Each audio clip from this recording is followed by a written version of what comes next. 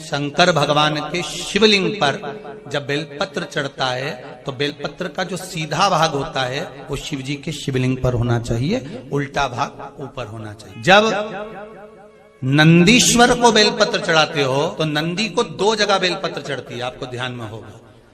पहली बेलपत्र नंदी को जब चढ़ती है तो नंदी के सामने चढ़ती है, तो उसका बेलपत्री का जो डंडी का मुख है वो नंदी की ओर होता है और बेलपत्री की पत्ती का मुख शंकर जी की ओर होता है।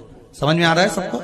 डंडी का मुख, जैसे नंदी ऐसे बैठा है तो डंडी का मुख नंदी की ओर होगा, पत्ती का मुख शिव के, और ये सीधी की सीधी नंदी के सामने नीचे रखा जाती है, नंदी के सामने। और एक बेलपत्र जब नंदी के ऊपर चढ़ती है तो डंडी का मुख शिव जी के ऊपर होता है और इस पत्ती का मुख नंदी के सिर पर नंदी की ओर होता है। ये दो बेलपत्र रखकर शिव जी का स्मरण कर कर जाएं, कार्य सफलता की ओर बढ़ता है।